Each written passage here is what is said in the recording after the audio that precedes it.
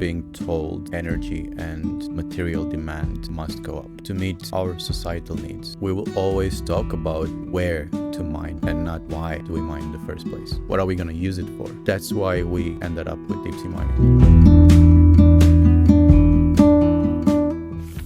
Welcome to the Elements of Deep Sea Mining podcast, Ed Nedelchu. Thank you. Thanks for the invitation. Okay, so the reason that I wanted to have this discussion with you is because, I think the main thing we're going to try to wade through in the next hour or two is the kind of discussion around how degrowth and growthism and whatever other growth-ish terms are flying around relates to the deep sea mining conversation. This is a topic it's a concept anyway, that I think a lot of people naturally connect to deep sea mining about, like, do we really need these minerals? What do we need them for? Who needs them? All of this stuff. Maybe let's start with you. Where do you come from and where are you working now, and why are you focused on degrowth? Yeah, well, I'm originally from Romania. I have a background in geography and environmental sciences. So in my PhD, I got familiar with systems thinking, system dynamics, and applied that to natural resource management. So, I was looking at phosphorus mining, for instance, going through the whole supply chain, trying to assess sustainability challenges, implications. And it was at that point in my researcher career that I got introduced to concepts like degrowth, post-growth, ecological economics. So when the opportunity arose to come to Norway and do a postdoc looking at deep sea mining, I thought that's good continuation of my training. Do you have a message if listeners to this podcast, are only going to take one thing away from you, Ed? What's the main take-home message? I think the main message that I have is that we live within a paradigm, within a mindset where we're being told that energy and material demand must go up, always, to meet our societal needs that we don't really talk about. We don't know what those needs are or how to meet them. What we're being told is energy and material demand must go up to meet those needs. We will always talk about where to mine next, and not why do we mine in the first place. What are we mining? Why are we mining? What are we going to use it for? The conversation even the most critical conversation will end up being, well, it's better to mine here than here. And that's why we ended up with deep sea mining.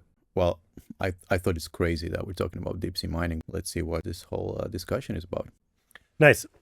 I mean, that's obviously a big part of the deep sea mining conversation, both in that's one narrative that the pro deep sea mining camp is saying it's better to mine here than there. And then there's a lot of discussion about whether or not that's true and what metrics we use.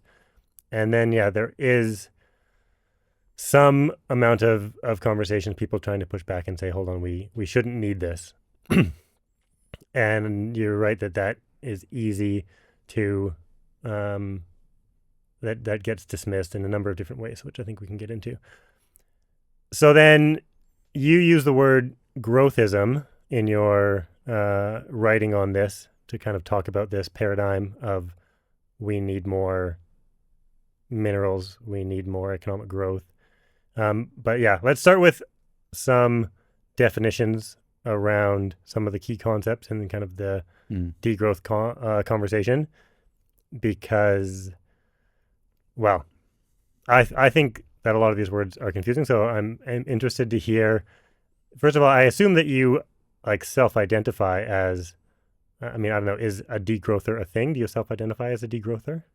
I identify as, let's say, a non-growther. Nice. Okay. I don't know what's the best place to start. What is growthism? So growthism is exactly what you said. It's this obsession that we have with the economy has to grow. Yeah, we always hear that, and the main translation of growthism in real life is the fact that gross domestic product growth takes over any other indicator that we have for the economy. So then the main goal of the economy is to grow. Yep. That's what we hear when we hear the State of the Union, when we hear what different parties have to offer. It's always that we want to grow the economy by 2%. We want to grow the economy by 3%, and then complete panic when the economy is stagnating or the economy is in recession, so to say. Okay, so growthism is kind of embracing this economic growth is good.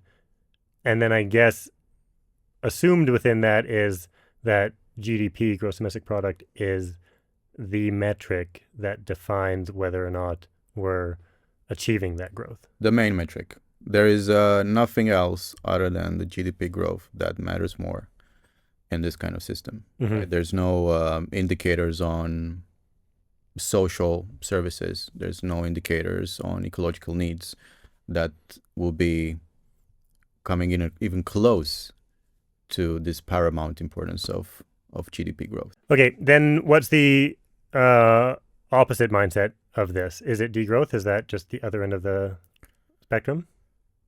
Yeah, I mean, well, degrowth is something that, let's say, people have been hearing about. Of course, there's a lot of miscommunication, of misinterpretation, misperception about what degrowth actually is. And in fact, just like any school of thought, degrowth has evolved over the past decades since its inception.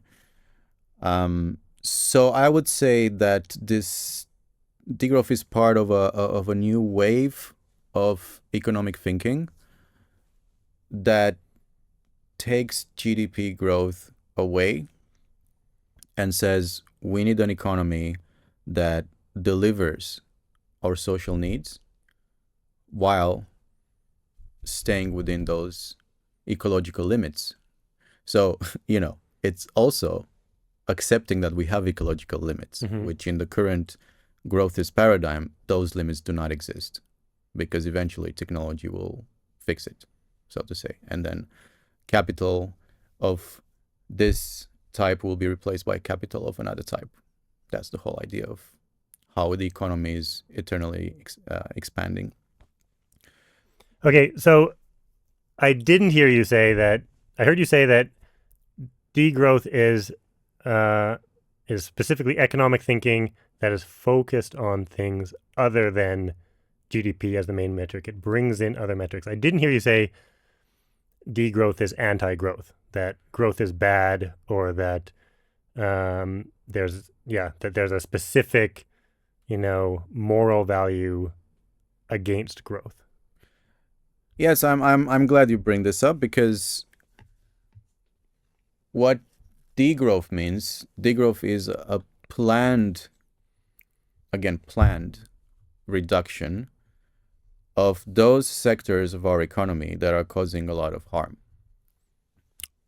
Give some examples: big oil, fast fashion, aggressive advertisement, for instance. All these sectors that are leading to overconsumption and that are leading to high socio-ecological impacts. While at the same time, a growth of other sectors like social services, for instance, healthcare, education, public transport, mobility, and those kind of things. And on top of that is based more on this idea of sufficiency. Mm-hmm. So the economy is there to deliver what we need and what is sufficient. The economy is there to serve social and ecological needs, and not the other way around. It's not that the planet and the people have to serve the economy. This tracks with what I've been kind of understanding recently about what degrowth actually means, is that on a more detailed, kind of more than bifurcated analysis of what's important in an economy. It's not just like every economic transaction is equivalent to every other and they're all equally working towards the good. It's that actually there's some that are good and there's some that are bad, and we need to differentiate. We need to be a bit more specific in what we're talking about. It's not necessarily that degrowth entails a actual reduction in total growth, or do you think that that's part of it? Do you think that that's part of the definition, or do you think that's just part of the reality, if it is part of it? I think it's both. And let's not forget that degrowth is still centered around the West. It's still centered around high-income countries. So many empirical studies that are showing we're way past our fair share in high-income countries, and that's especially due to overconsumption. Degrowth would entail quite a drastic reduction of this kind of economic throughput in high-income countries, that's for sure. While for countries in the global south, for instance, that's a bit different. I often wonder if there's a PR problem. It kind of reminds me of defund the police, which was, it was a headline-catching term that turned a lot of people off. And when you actually, for the people who actually kind of took the time to talk to someone who supported it, it was often like, well, we don't want to defund the police. We want to emphasize other social programs that are going to solve some of the social problems that the police are responding to. And it seems like this is part of the degrowth conversation, is that we're not focused on degrowing the economy. We're not focused on hair shirts and penance. We're focused on important metrics that aren't GDP. So I just, respond to the question of is degrowth a good term? I see what you mean, and I've heard this many times. Mm-hmm. I don't think that's what we should be focusing on. I think there are many other terms out there that share a lot of what degrowth is all about. Like well-being economy, for instance, that's one of them. We'll be talking about post-growth, maybe. Yeah, that's one of them. Sharing economy. I mean, there are donut economics. There are many other theories out there, and I think the merit of degrowth is that reflex that you get when you hear it. Oh, it's degrowth. It's like you're shaking, right? Mm-hmm. It's the fear of recession in a way, because that's what you understand as the general public, maybe, and a lot of economists actually. I think that has sparked a necessary conversation that we needed to have. So it was in a way extreme enough to provoke a reaction, to create that space for conversation, to open that critical space that we really needed. Mm-hmm. And in that critical space, now we see that we've seen an expansion of that space with other forms of thinking about the economic system that share a lot of what degrowth has, but they're called differently and they have slightly different approaches. And that's precisely the kind of plurality of concepts that we need in an economy. Great. Then let's talk, I guess, just a couple of those terms that you think are worth mentioning. The main one, I think, being post-growth. Is there like a clear distinction between degrowth and post-growth? How do people navigate those concepts? Well, actually, if you don't mind, I wanted to talk about green growth first. Sure. Because I think it's nice to bring back degrowth and post-growth after talking about green growth. And green growth is a very, well, for me, it's a very greenwashing way of talking about sustainability, for instance. So the main idea of green growth, just like blue growth in a way, we can have sustainable economic growth. Mm-hmm. So the main aim is still economic growth. That's the main indicator, your GDP. But we can do that sustainably. How? By decoupling this GDP growth from all the negative environmental impacts that it causes. Let's pay a bit of attention here. It's the environmental impacts, not the social impacts. The idea is that this decoupling will basically allow you to grow infinitely, while through technological advancement mostly, you'll be able to decrease the impact you have. That was very popular for a few years until scholars started to look into it and to realize that, it's an illusion. And I wanted to bring a few points that scholars have been bringing too. And this report by Timothée Peric, who's a Degrowth scholar, and he published a report for the European Environmental Bureau, which I still find to this day, that was 2019, I still find to this day an amazing piece of work that is very explicit into why green growth doesn't work. So he brings 7 different things. One of them we actually already tackled. It's this rising energy expenditure. The more you mine, the more you extract. Yeah. So again, it's easy to mine the high concentration ores for minerals at the beginning, so you're using less energy. The more you extract, the lower the concentration of those minerals, the more you need to spend energy to get that out. So energy is going up. Mm-hmm. The other one is the rebound effect. Buying a car that's, let's say it's emitting less emissions, and then you're like, oh, I'm saving emissions. So maybe now I can afford that city break and fly to Barcelona and back. Oh yeah, right. Or I can take the car a bit more often instead of taking the bus. Exactly. I feel like the rebounded effect that really is kind of apparent for me is maybe people have experienced this when you kind of upgrade into a nicer house. Like you are a student, you're living in a place with drafty windows, electricity is expensive, so you wear a sweater.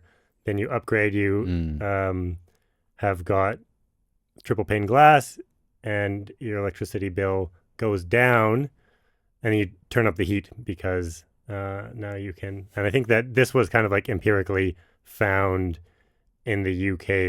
They subsidized a bunch of retrofits to make people's houses more energy efficient, and they found that people actually just turn the heat up, especially in the UK where people were pretty cold. That's a very good example of a rebound effect. Another example is problem shifting, right? So I mean, because we're in Norway, I think bringing up electric vehicles, it's a very telling example. So you're let's say you're shifting from the fleet of internal combustion engine vehicles to electric vehicles. Yes, it's not polluting that much. Yes, it uses electricity, but now you have an increase in demand for minerals. Yeah. In other places, right? And coming back to this rebound effect, you're also keeping your system dependent on cars, whether those are electric vehicles or internal combustion engines. And I think it's clear if you look around Bergen and Norway, which type of infrastructure projects are given priority, and that's always car infrastructure. I fail to see massive investments in public transport, in trains, or at least a combination of road and rail infrastructure to bring those two. Another one is the impact of the service sector. We tend to think of the service sector as this sector somewhere in the clouds that doesn't have any kind of connection to the material world, like what we're doing here, right? We're doing a podcast. This is media service, right? What is this media service based on? It's on this big building that we're in, all the equipment that we're using, all the data storage that it needs, right? So this illusion that, oh, if you're just shifting your economy towards a service economy, then all of a sudden your footprint is lower. It's a lie as well. You will always need brick and mortar, so to say. You will always need minerals and energy for the technology. Yeah.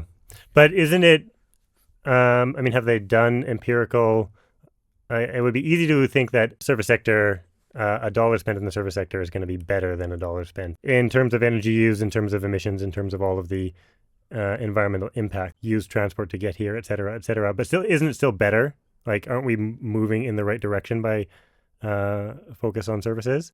Is there empirics on how similar they are? Maybe 2 points here. The service sector cannot exist without the material sector. Mm-hmm.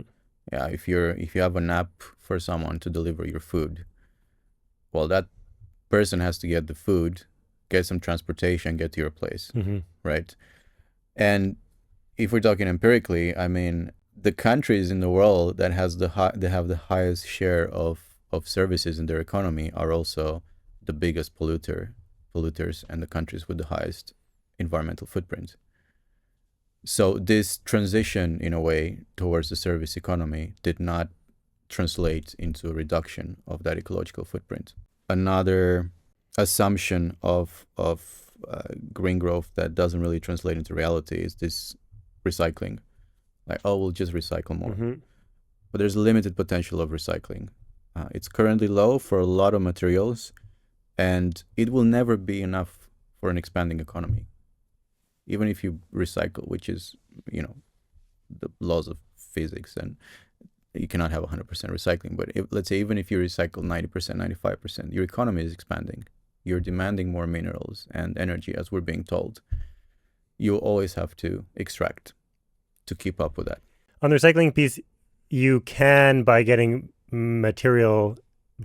material efficiency, potentially continue to grow without needing additional material inputs. If every time I recycle my cell phone and it gets 100% recycled, like they tell me in the TV commercials, and then the next cell phone only uses 80% of the materials of the last cell phone because now they're making everything smaller and more efficient, then in theory we could kind of keep growing. If we can decouple the material use from the GDP, I guess at that level, then the recycling picture is a limit on the growth.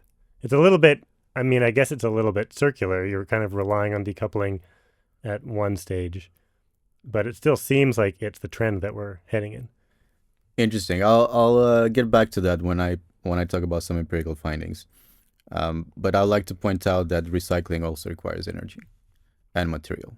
The whole recycling infrastructure it does not happen automatically. Mm-hmm. Also, if you're recycling your phone, sure, but then at the rate of buying phones so often nowadays, can it keep up? Right. And I would say that, in fact, we're seeing a trend where it's harder to recycle, it's harder to repair, it's harder to get something durable. Yeah. And I think that's the problem, because sure, in theory, you could have better recycling if those products were recycling friendly, but they're not. Yeah, it is a bit of a catch-22 there, especially as you, just as I was saying, the next phone is going to use 20% of or 80% of the whatever we're talking about, gallium that goes into it. And eventually those small amounts of minerals become so difficult to sort. Like, old phones had big pieces. They were kind of useful. You could separate them out and recycle them. Now, as the pieces get smaller and smaller and more mixed, it does increase the difficulty of recycling. That's something that recyclers complain about. Yeah, and we see that in, of course, not just with phones. I mean, we've seen that a lot with solar panels. We've seen that a lot with windmills. I mean, especially with solar panels, it's been an uphill battle to recycle at decent rates and to make it easy to recycle. Mm-hmm. And the technology has been changing so fast throughout the years that it's been very hard to keep up with. And also, we're not talking about implementing a technology while already thinking of the end of life and how that will be recycled. That's always the afterthought. Like, oh no, we're going in for this. We're diffusing this technology, and then we're like, okay, what do we do with the waste? Mm-hmm. Oh, maybe we should recycle. Okay, but that comes at the end. Yeah, years after, and then it's harder. Yeah, because technology has moved on. So we are always a step behind, I would say, in terms of both policy and research. And I hope I can get back to that later.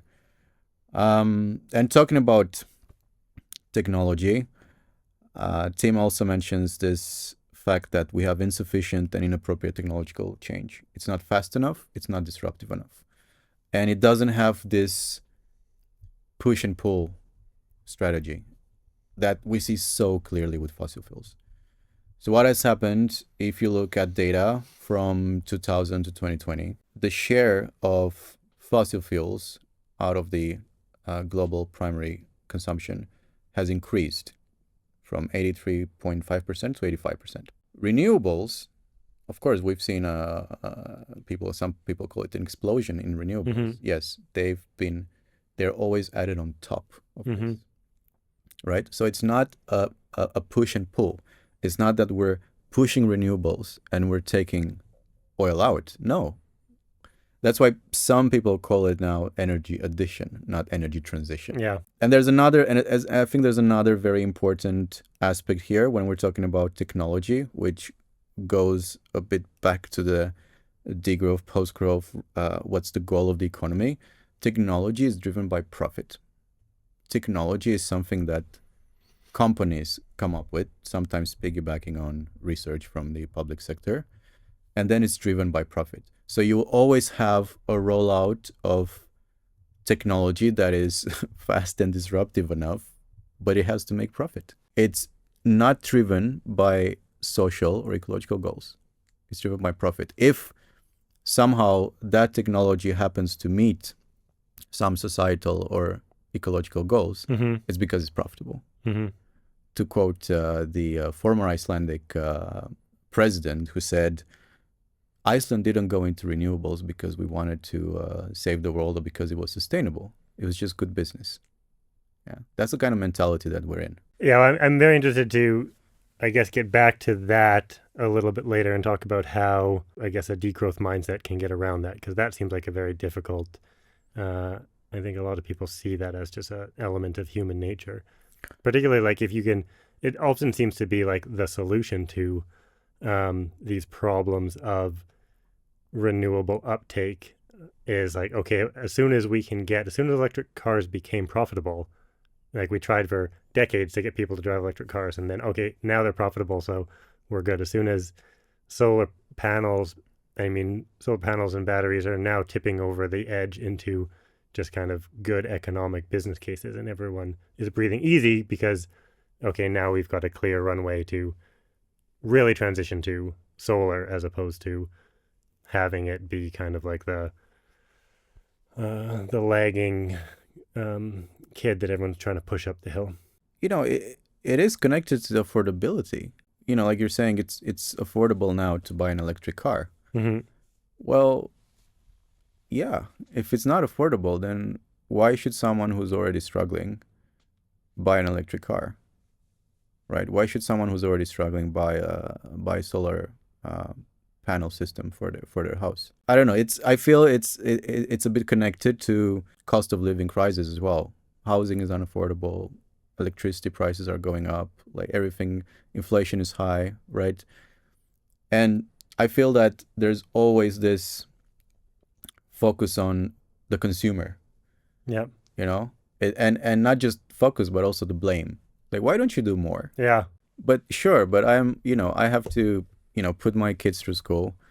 I have to drive them because there's no public transport. It's the affordability that we don't talk about usually. The people who would buy those things, and of course they will buy it if it's affordable. Otherwise, it's just a luxury that you can't afford as an average person. And I think I'll just bring the last point here with green growth and decoupling.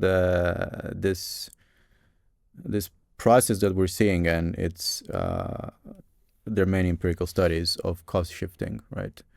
Again, because businesses are driven by profit, what we see is outsourcing, right? You don't produce anymore in Norway because they're very high environmental standards, and also you have to pay your workers a decent living wage.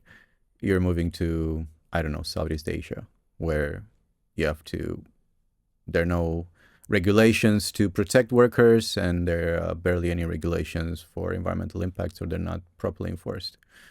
So we see this cost shifting that even if, let's say, a region or a country has been decoupling, right?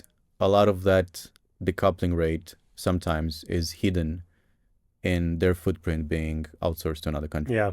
It's a super important aspect of this conversation, because I do think that green growth is the escape hatch for people who want to have an environmental conscience, who want to, I wouldn't say environmental conscience, take that back. People who want to legitimately address environmental issues without saying, okay, but we need to really overhaul the entire economic system or social system or whatever. I think a lot of us buy into this, wait for Bill Gates to invest in the right companies to solve all of these problems technologically, and we'll get there. So you've got 7 reasons why you're skeptical to that, and it sounds like you are persuaded by those.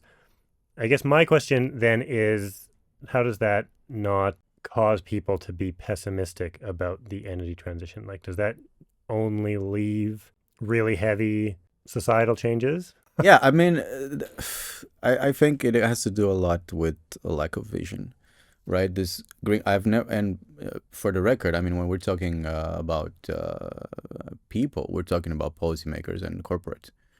I've never heard anyone outside of, and researchers working on green growth. I never heard anyone outside of the circles mentioning green growth. Mm-hmm. No one's talking about green growth. No, green growth has been something that emerged as a bit of a blank check. Yeah. Like, well, if you call it green and if you say you can decouple it, then surely we can continue the same way, just because no one has the ambition to come up with a different vision. I mean, we see that in politics as well. Like, we've been going the same, we're doing the same thing all over again. We're stuck on this path dependency. Then you have radical parties like the far right coming and telling people like, oh, this is not great, and look what the politicians are doing, down with the establishment, let's drain the swamp or whatever. Mm-hmm. They have absolutely no vision either. They're just like, they just want to wreck everything, right? But people relate to that because they do feel that a lack of courage to implement something that is other than going on for decades, which again doesn't deliver anymore. Mm-hmm. Because the affordability of living costs is going down, because the impact we have on the planet is going up. Do you feel like the science is in on green growth? I've heard arguments lately, people saying there's a ramp up stage to this. We're not going to get it right. Like, of course things are going to be additive until they take over. We shouldn't expect to see any kind of other trend lines up to this point, but there's still some optimism that from this point forward, we're going to figure out some of these challenges. Low environmental footprint, low cost energy is going to be a positive feedback loop that's going to solve a lot of these problems. Like, there's a narrative of optimism even around the people who take a frank look at the kind of successes so far in green growth. And decoupling hasn't happened yet, but it still could. How do you see that? Well, I would like to quote an article that looks at decoupling. Yeah, so this was an article published in 2023 by Jefim Vogel and Jason Hickel in The Lancet, which is one of the top ranking journals. And it says that at the current decoupling rates, it will take high-income countries 220 years to reduce their emissions by 95%, which is what they should, emitting 27 times their remaining shares of the 1.5 Celsius fair share in the process. As a conclusion, they need to pursue demand reduction strategies, reorienting the economy towards sufficiency, equity, and human well-being, while also accelerating technological change and efficiency improvements. This kind of paper in a high-impact journal was not to be expected 10 years ago. Yeah. So what we've seen is that we've seen more empirical studies on this, and we've even seen in recent IPCC reports that this idea that, okay, we really need to look into demand side solutions to reduce demand is gaining ground.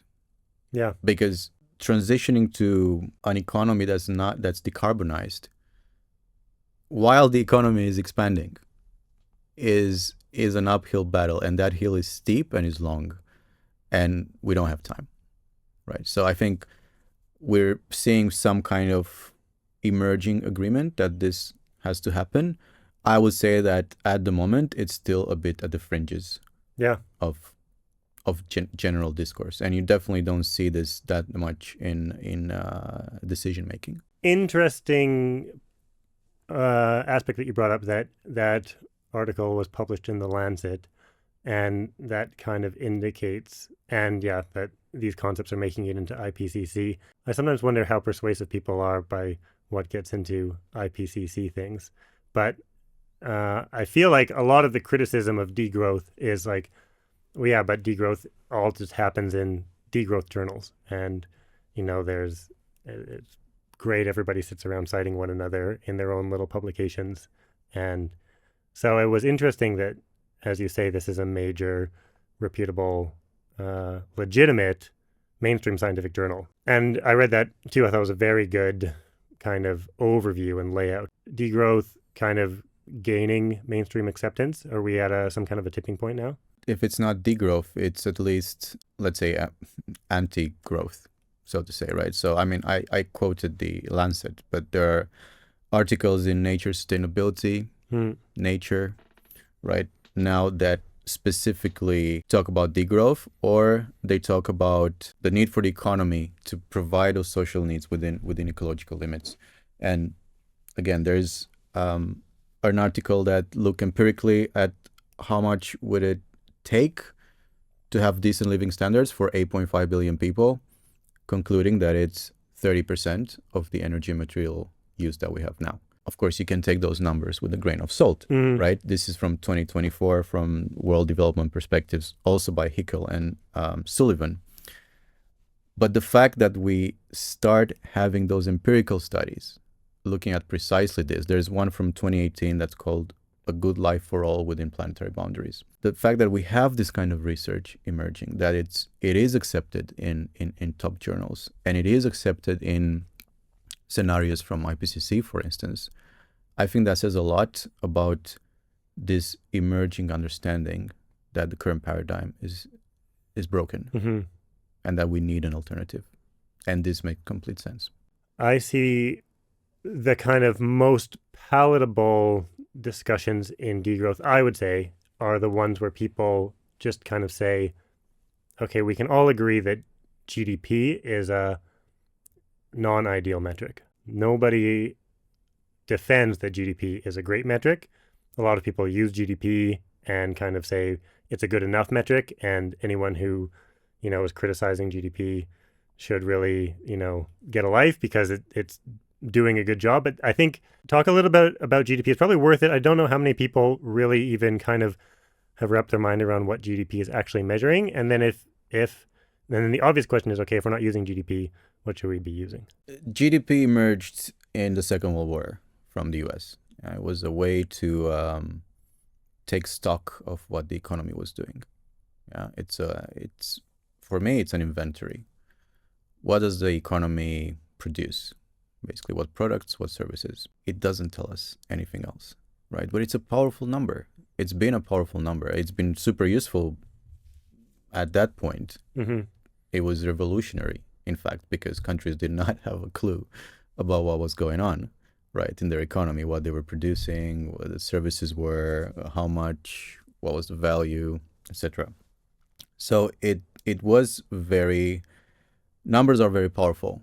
And just to have one number tells you so much about your economy, that takes stock of what your economy is producing, is of course very powerful and a very easy way to compare yourself to other countries. But then we're going back to, fine, but what's the goal of the economy again? What should the economy do, right? The economy should deliver a good life for people, right? Like that's my interpretation, and that's the interpretation of a lot of people working in sustainability. That's the interpretation of ecological economics.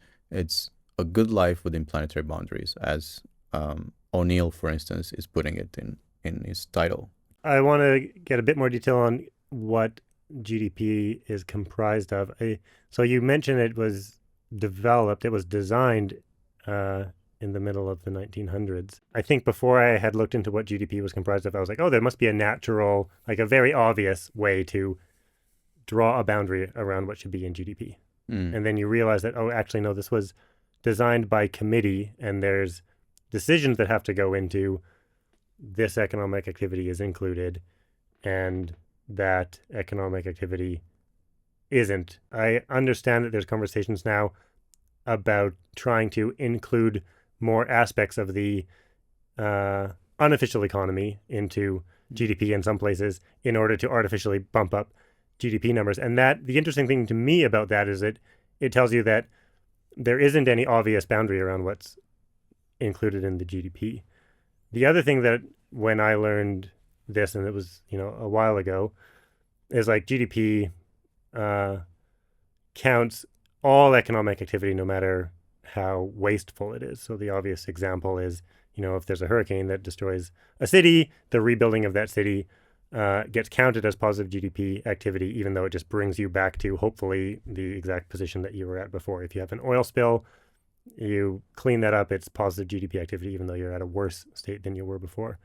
If you and I just pay one another to, dig holes and fill them in, then we are doing positive GDP activity without actually producing anything.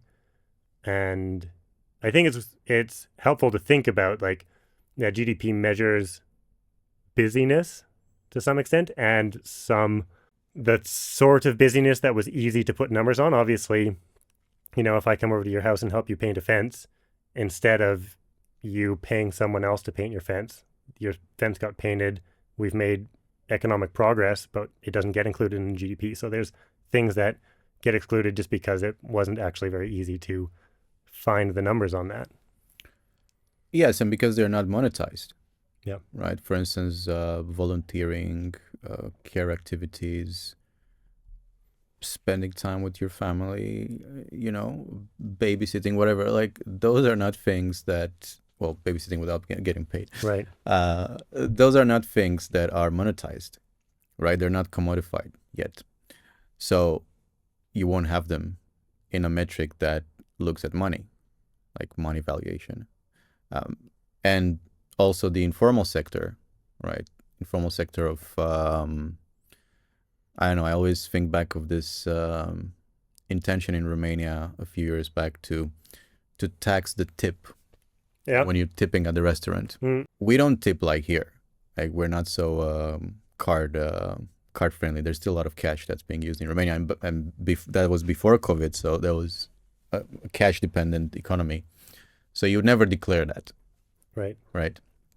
Well, that wouldn't be included in the GDP. Yeah. Right. That's a great example because that's a legitimate economic activity that is just actually not included because it doesn't get recorded in the right way. Yeah. Or you can have people working in construction being paid, like we say, under the table. Yeah. With cash. That's not recorded. So any transaction that is not recorded and any transaction that does not have a monetary value in it, that's not in the GDP. Mm-hmm. And I like that you brought this up because in those, let's say, alternative way of thinking about the economy, those particular activities that are not monetized are supposed to play a more central role. So less focus on money and more focused on connection and care and volunteering and having the time to have activities that would otherwise that contribute to community well-being, for instance, but that would otherwise there would be a lot of pressure to monetize them in the current system. What about the claim GDP is the worst metric except for all of the other metrics? Like, is there an alternative that we can use, or do we just use GDP because it's something we have numbers on, and we need to have a objective, empirical basis to make decisions? I think we're stuck. I think we've done this for such a long time that we're blinded by how powerful this single number can be and how easy it is to compare, to create hierarchies, to decide who's getting a loan with a higher interest rate or a lower interest rate. Yeah. So it's so embedded in the financial system that it's hard to get away from it. Because the alternatives are already there.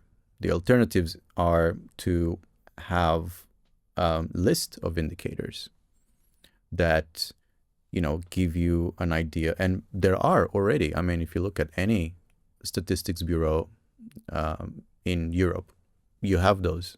You have an idea of how many people can afford school, what's your poverty rate, what's the quality of your health care, how many people can get there, how many people own a car, what's the status of your public transport. You have all those metrics. And some countries like Iceland, New Zealand, Scotland, they have adopted, it's called, there's a particular set of indicators called the well-being economy indicators. They have adopted this set of indicators where GDP is just one indicator. Yeah.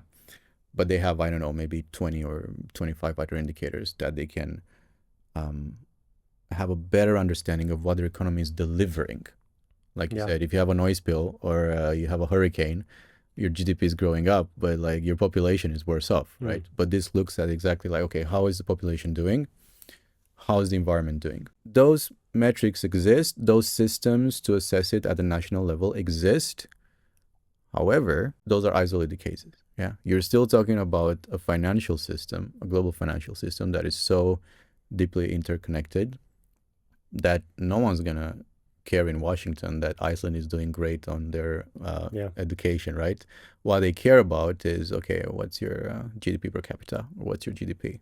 Did your economy grow? Are you in recession? It's a great point that these indicators already exist, already are being reported on at the national level. I think that it's easy to think that, okay, you know, we're going to get rid of GDP and we're going to go with some happiness index that, you know, presumably someone is just making up in a research lab somewhere by surveys or whatever. Which exists, by the way, in Bhutan. Yeah. Bhutan, the whole country reports on a gross national happiness index. I'm not sure about the gross national happiness index. I imagine that's to some extent self-reported and difficult, but I think it's a great point that there are these other hard indicators that exist and are very useful that we can expand beyond GDP without having to go into soft, squishy things that make people nervous. I guess we have to get onto the claim that you made connecting growthism to deep sea mining. In a paradigm where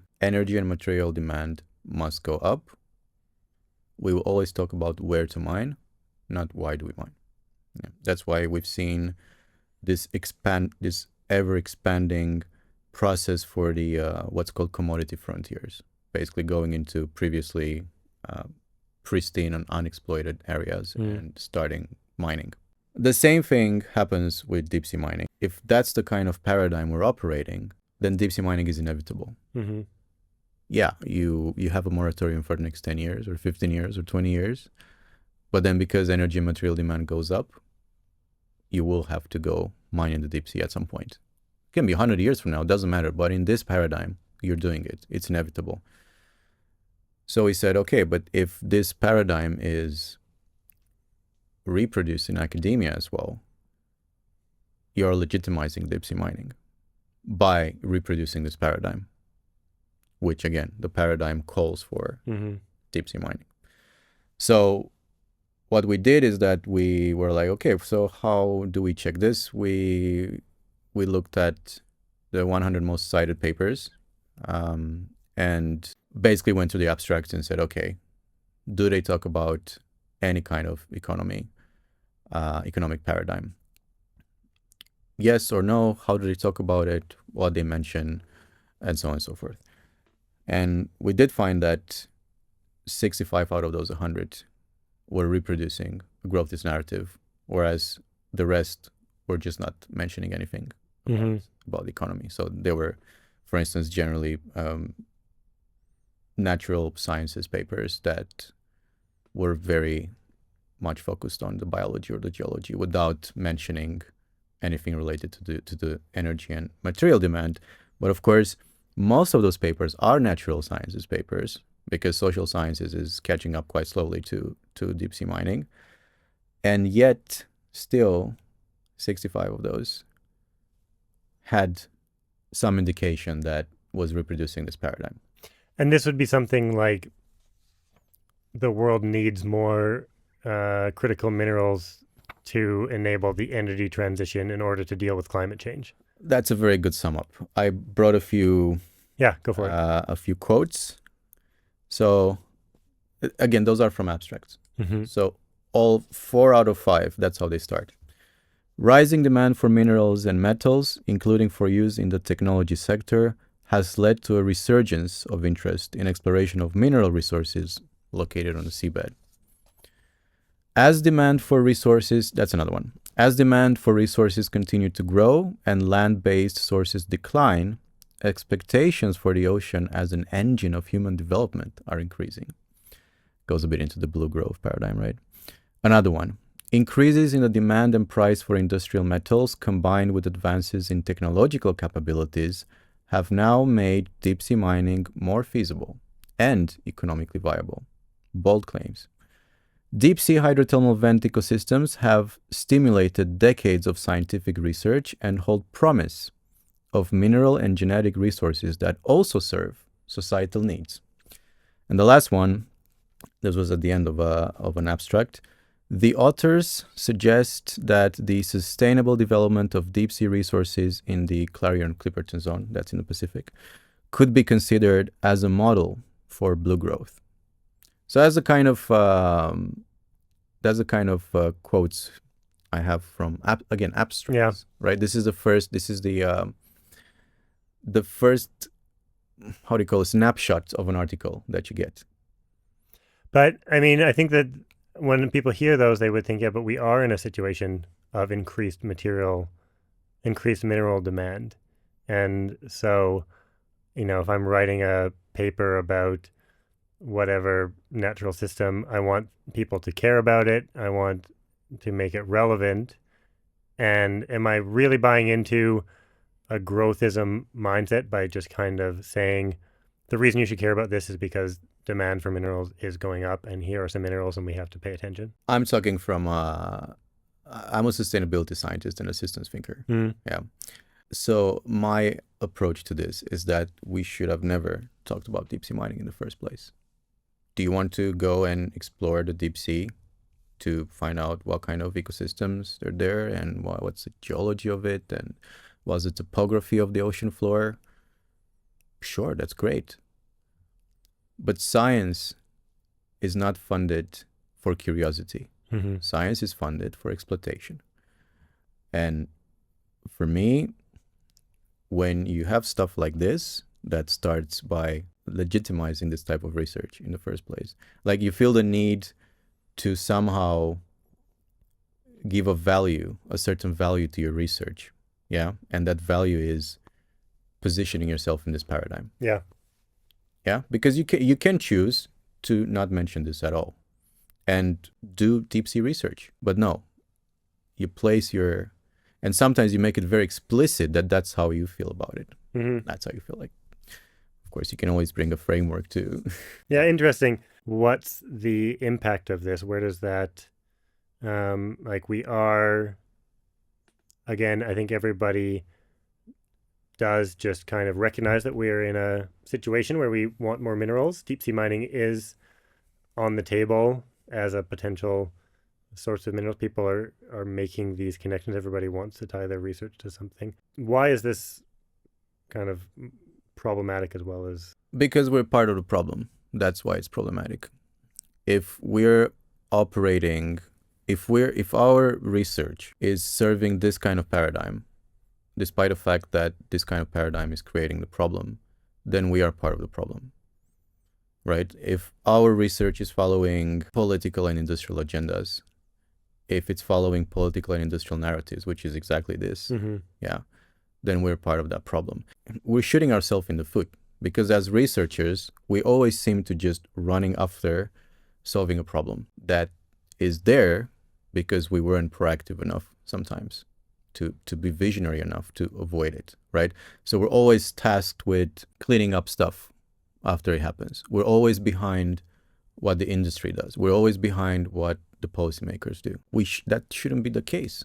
No, because we're spending so much time and resources in academia, an environment that is marked by overworked, stressed people with less and less resources. So we're spending this time trying to go in this whataboutism on deep sea mining. But what about mining on land? Because that's better. Mm-hmm. So we're wasting all this time having a meaningless discussion that is just postponing, maybe a bit, process of deep sea mining, this inevitable process, because on this pathway, that's where it goes. Instead of being part of this vision, okay, we cannot stay in this paradigm anymore. How does another paradigm look like? What would politicians need to do? I mean, the type of research I was citing, right, with empirical data, that's what's needed. That kind of research is needed. Okay, so this is interesting. So I think people often bring deep sea mining up as kind of our opportunity to get this right in a new industry. Like, this is our chance to do the research first before we make the decisions about how to proceed. This is the one industry where we're going to do the science, let the science lead the industry as opposed to the other way around. And what you're saying is that because we're in this mindset of we need these minerals one way or another, whether it's deep sea or on land, we're going to, and I think it's interesting you say we're going to need them eventually. So if I am a researcher researching the biology of the deep sea ecosystems, and I frame this as the deep sea as a potential source of resources to supply the energy transition, even if I am then going on to do kind of objective science about the biology that's down there, and maybe it's not a good source to get there. You're saying in some way I'm assuming the outcome is that we're going to go down there and mine at some point, whether it's now or 100 years from now. As long as we're in this mindset, that's going to be the final episode. We can do it better in the deep sea, right? Because now research is leading industry. There was an article that came out this year in spring in Science, another high-ranked journal. And it said, we have visual records of the seafloor that amount to 0.0001% of the seafloor. Yeah. And they said, of course, there's the military, there's private companies, they have proprietary data. In the most optimistic scenario, that will be 0.001%. 0.01%. So we're saying, well, we're letting research lead this. But if we're looking at how Norwegian politicians, for instance, have been fast-tracking through the Ministry of, now it's called energy, right? Oil. Through the parliamentary hearing, disregarding scientific evidence, which again, we don't have much of, well, that's not happening. In this paradigm of we need more minerals, we need more energy, and we need it now. There's going to be no time for such thing. It's funny that we say, well, this time we'll do it better. Please show me one time in the past when we did it well, with all the knowledge that we have accumulated throughout, well, actually centuries of extraction, if you think about it. So I don't buy this. The thing about paradigm discussions is it's hard to see, I guess it's a bit hard to see the water that you're swimming in. So if we all really loosen up our hold on our own assumptions about what we need, then we would approach this in a different way. I can hear people saying the deep sea mining companies are funding research. No one is letting them mine yet. So the science is leading the exploitation right now. We haven't started. No one has given a green light to exploitation anywhere. And so, we are doing this in the right order.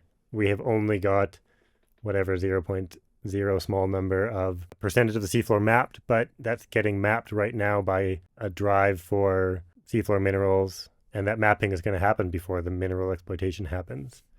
And so, I want to both try to provide some pushback and also recognize that I think it's really hard to get out of your own perspective. It's really hard to, I came to this conversation by first doing a supply chain analysis of nickel demand and nickel supply chains. And so I've read a lot of papers that everyone agrees the nickel demand is going to go up in the future, to the point that that's almost it's not a fact, but it's very close to an accepted reality in terms of that branch of science on this. And then the question is also just kind of, okay, but what is the alternative? Like, actually, are we, a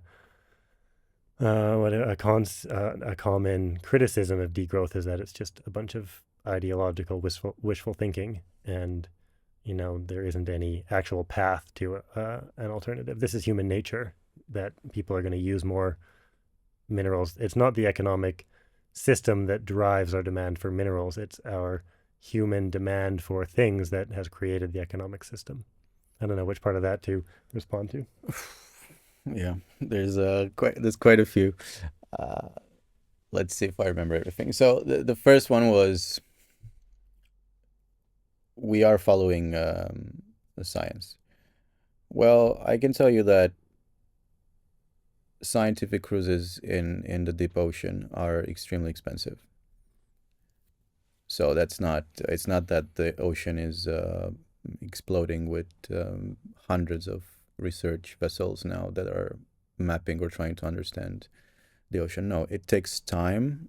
We're talking about an ecosystem that covers 50%, 50, half of the planet, not the ocean, the planet. So you're going with a needle in this kind of environment, right? And you're trying to take samples here and there. The point at which we as researchers will be able to understand an unknown and extremely complex and pristine and undisturbed ecosystem is very far. It's very far. While the political and industrial pressures to start mining are very close. And then we're saying like, the idealism of degrowth. No, like we've had this before. Yeah, we've had it. It goes into very simple day-to-day things.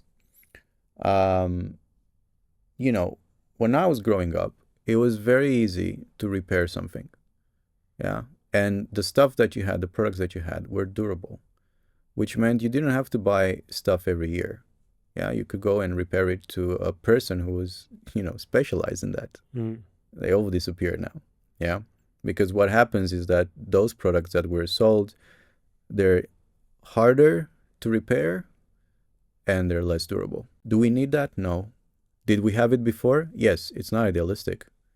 Like, is it too much to ask for a product that it lasts for longer and it's easy to repair so that I don't have to buy a new one? But the business model doesn't let me. Things like fast fashion. Yeah, like, do we need that? Do we need billions of waste in landfills? Do we need to buy all those clothes all the time? And then we're saying, well, that degrowth is idealistic. It's not. We didn't have fast fashion 20, 30 years ago. Well, at least not in my part of the world. Yeah. Like, we didn't have this buy and dump culture that we have now. We didn't have this aggressive advertisement that it's really psychologically manipulating you to buy more stuff, a lot of stuff that you don't need. For me, they're common sense things that, for instance, degrowth and other economic ways of thinking are demanding. Those are not idealistic. And how is this connected to deep sea mining? Well, it's connected because this is what's driving mineral and energy demand, right? That's what we're not talking about. Why are we mining? Again, why are we getting this energy? What are we using it for? What are we using the materials for? Do we really need it, or is it just a luxury thing?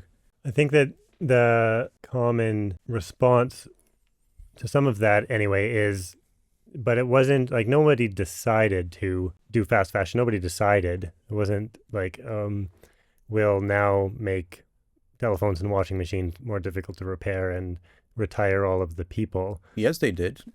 But wasn't that a natural kind of stepwise progress that we made, production cheaper, easier. It was, now we've got this, globalized transport system and, automated manufacturing. And so it's just the case that we can make shirts for $2 a shirt, and we're never going to go back to getting a tailor to make a shirt for $200 a shirt because we've advanced just kind of naturally, technologically past that process. The question is more, how do we get from here to there? It's one thing to say this system is a problem, but what do we do about that? I think we're talking about different things because, okay, so we're saying that it's more affordable. Yes, and that's true. And that's great because people need affordable stuff. Although a lot of this affordability comes from this outsourcing of labor and environmental impact somewhere else. But when you say we came up with this, who's we? It's the industry. Who came up with this was corporations, where, again, driven by profit. They realized they can make stuff cheaper. They came up with new business models that are based on small margins but big quantities. That's fast. That's everything nowadays, right? And they pushed that on us. It's not that no one, like, we didn't ask for that, right? And the problem is that those corporations are not regulated. Okay. That's the problem for me. Like, those corporations are unhinged, and they're just left to their own devices. Going back to what you said an hour and a half ago about, corporations and rich people are important for the economy because they provide jobs and they'll trickle down effect, which is this illusion that we're living in, that we need to let those corporations do whatever they want, because what we're going to do without them? Well, we didn't have them there decades ago, most of them. So then, is the counter argument to, like, this is a natural process that we can't fight against? Are you saying that it's actually very much within just the collective mindset around the assumptions that we make, and if we collectively talk less in a growth framework that's more focused on well-being, more focused on other things, then that's going to enable regulation, it's going to enable these collective solutions, and that's going to be I'm looking for the mechanism into changing the system. I would say one of the main things is questioning the economy, which we're told not to do because economy is just for economists. We're told not to do because if you don't have an economics degree, why should you talk about the economy? You're not legitimized, right? And economy is so coded as a discipline. There's all these fancy concepts that we don't know anything about, and there's a lot of mathematics that scares everyone, including myself, right?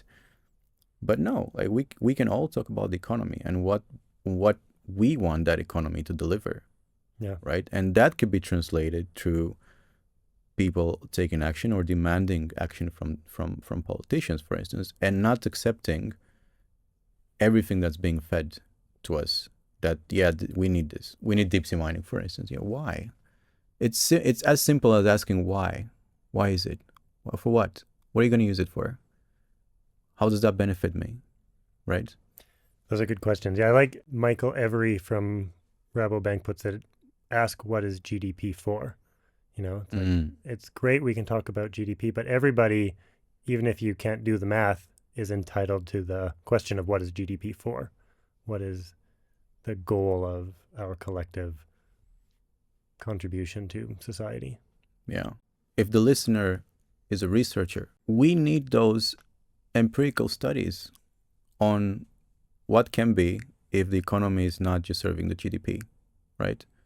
We need to create science and create knowledge that can support the implementation of those visions, so they do not seem so distant, so far away. Now that I brought you numbers on the decoupling rate, now that I brought you numbers on how much material and energy we need for decent living standards, we're talking on a different page. It's not just theory, right? It's stuff that people put a lot of work into. That's what we need. That's what we need research for, because otherwise, again, we're just trapped into fixing problems that other people do without us having any kind of say in this, because we're also lacking vision, because we're stuck. So we've covered one aspect of your paper on growthism and DSM, which is just kind of the extent to which growthism paradigm is assumed in deep sea mining publishing. But I feel like there was more aspects to that discussion, including kind of downstream effects of a growthism focused deep sea mining industry, things like justice and distribution, that I think is worth talking about. Well, lack of balance between power balance between the global north and the global south, like who's actually at the forefront of deep sea mining. At the forefront of deep sea mining, where you can see overwhelmingly Western corporations and high-income country governments, although, of course, there are some governments, for instance, in some states in the Pacific that are also thinking positively about deep sea mining, but that's also like a polarized situation. But I think what we were bringing there was also this concept of outsourcing, right? Because if the ocean is not static, actually we now know that all those planetary systems are connected, but the ocean in particular, it's not static. It's in constant motion. Yeah. So what does it mean that Norway starts deep sea mining in its exclusive economic zone? Again, something socially constructed. Those social constructs will not keep ecological impacts within those boundaries, right? So what does it mean for other countries when countries like Norway or the US start deep sea mining? Who's going to bear the burden, the ecological burden? That how will this affect, for instance, fisheries or ecosystems health in those areas, coastal areas maybe that depend on the ocean too?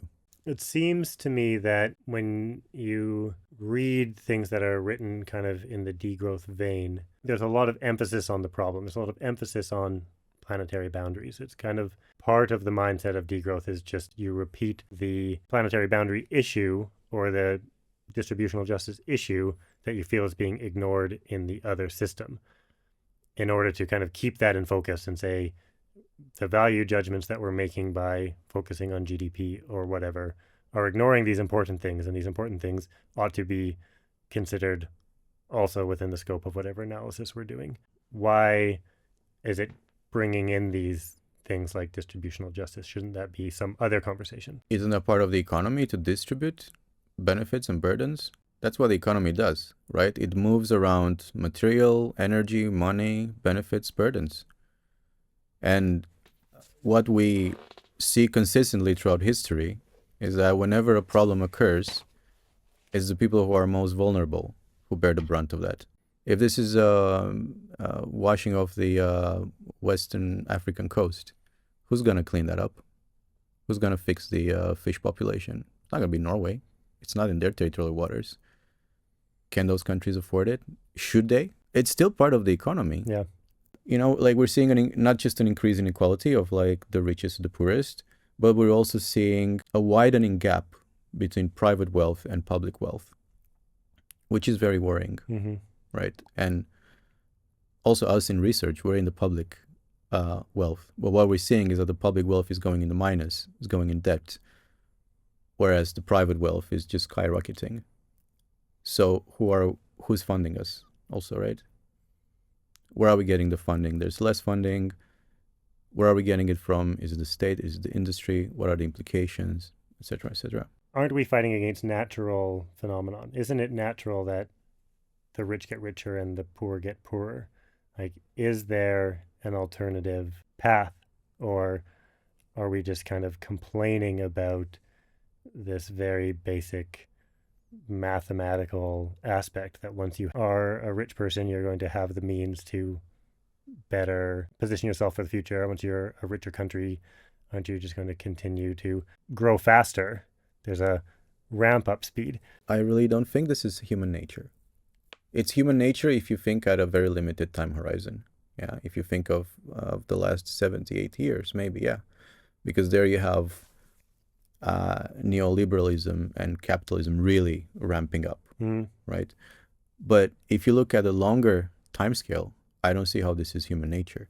And it's made to seem very normal and human nature because it's a society now, it's an economic system based around competitiveness, not around collaboration. We don't collaborate as much as we compete.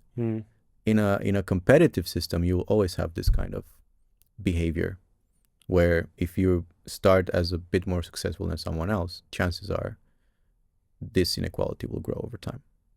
But look for a longer time horizon, and you'll see that this is not what's been happening throughout history. And there are anthropologists, historians who've been looking at this. But what's the mechanism? Is it a limits to growth thing? Like the rich decouple from the poor people ramp up this kind of ever steepening growth curve until they hit a limit and then things collapse? Or what's the mechanism? I like this idea that, okay, at a longer time frame, things look different.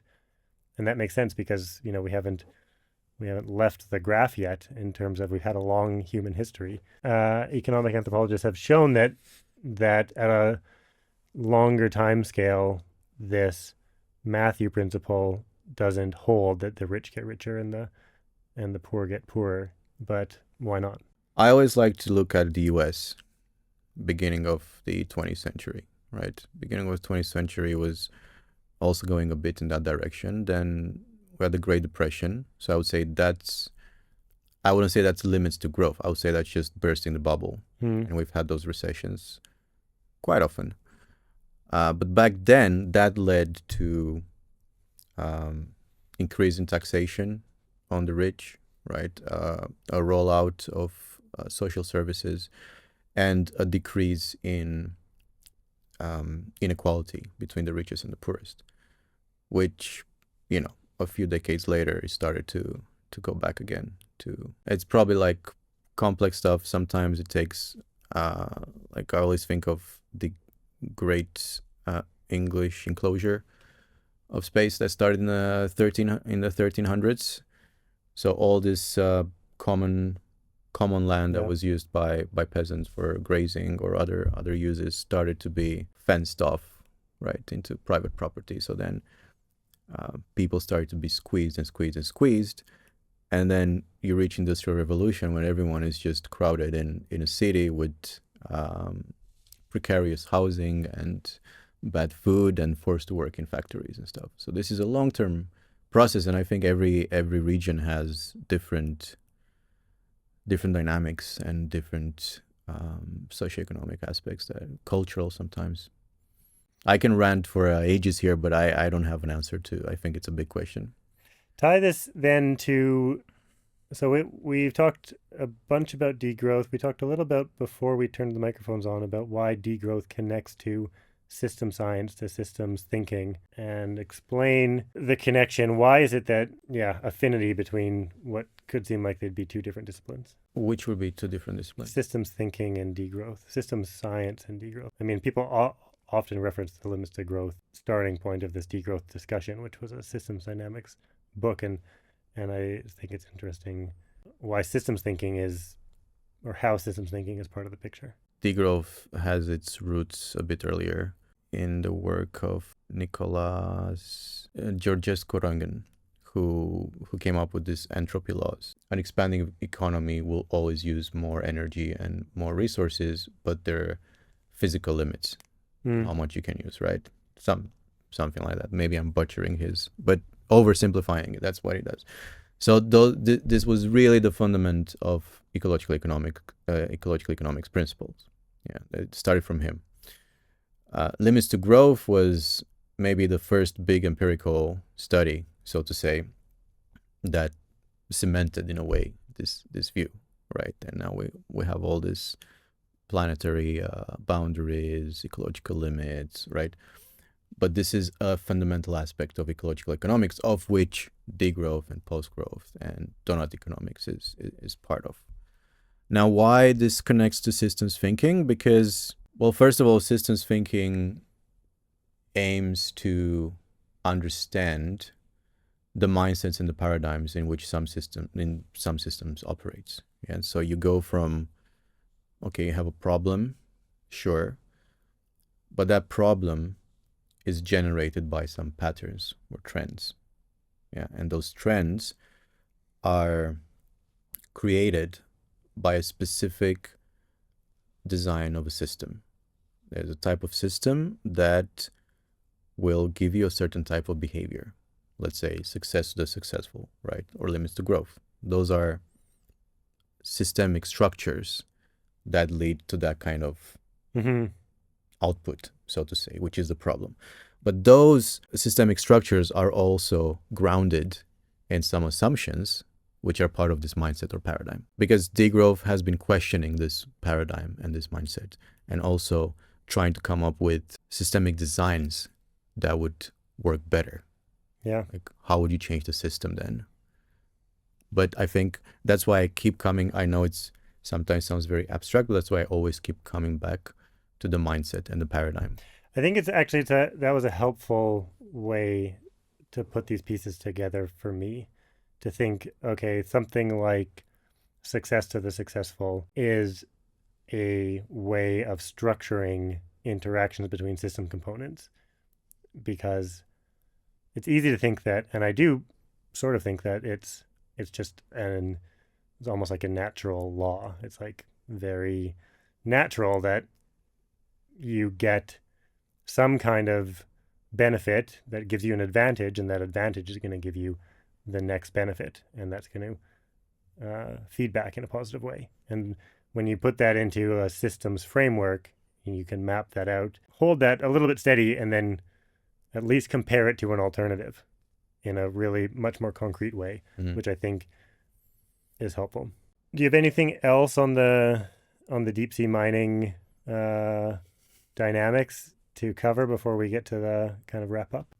Okay, so I just wanted to quickly talk a bit about this concept of sustainable extraction, because I work with a master's student, Stina Stephenson. Sorry, I'm butchering her name. And she did a fantastic work on using systems thinking to analyze the parliamentary narratives around deep sea mining. So she took the transcript of the parliamentary hearing in 2024, when the Norwegian parliament voted for starting exploration of deep sea mining. It was a vote of 80 people to 20. I'm bringing this up because she mapped the system. She tried to understand what behaviors are really driving those narratives. And it was very curious, because the central variable, the central motive of the people who voted for was this sustainable extraction. The idea that Norway is well equipped through technology and knowledge and environmental standards to carry out this concept of sustainable extraction. The people who were against, their key variable was precautionary principle. Yeah. They were saying, oh no, we need to be cautious. What was very curious for both of them is that both framings, for and against, were situated within the same paradigm of growth and increased mineral demand. So for both of them, we see, looking at the transcripts, that the main driver for this whole system is exogenous. So it's outside of the system. It's not part of the behavior. It's something outside that tells you, gives you the signal and says, we need to mine.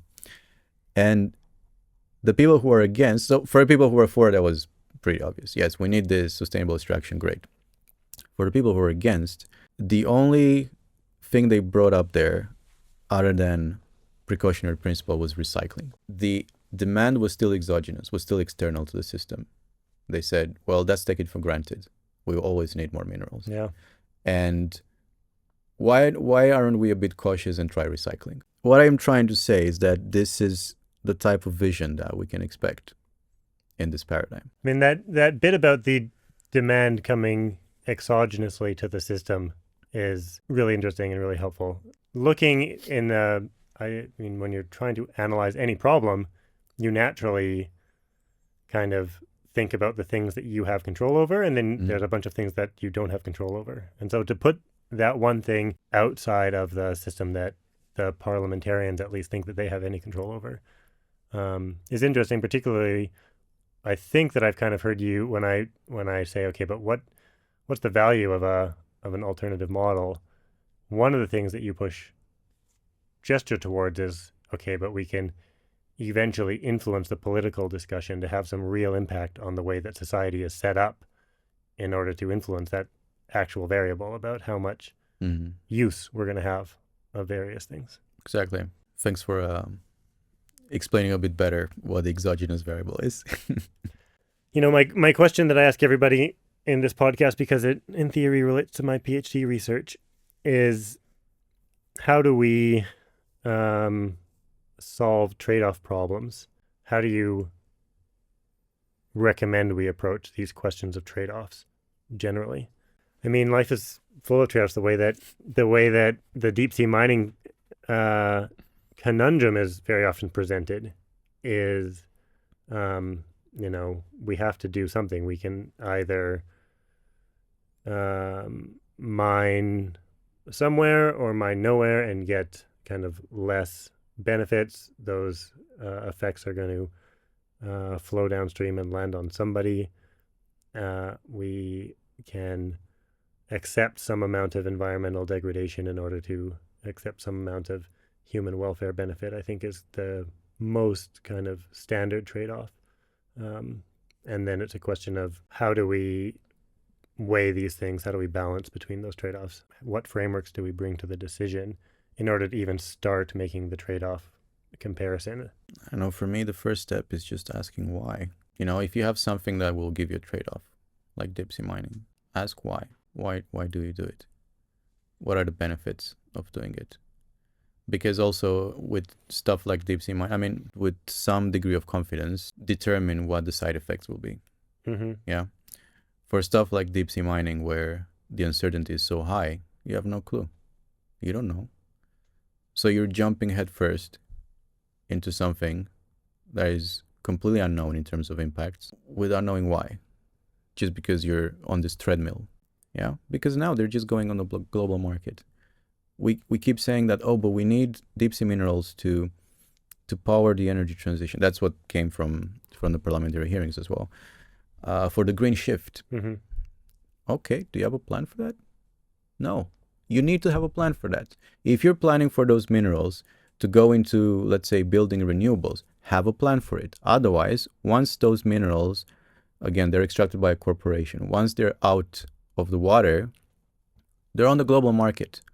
They can go in my iPhone, in my laptop, in a fighter jet, in my TV, and maybe in a solar panel or whatever you need it to be used in. Mm-hmm. Right? There is no plan.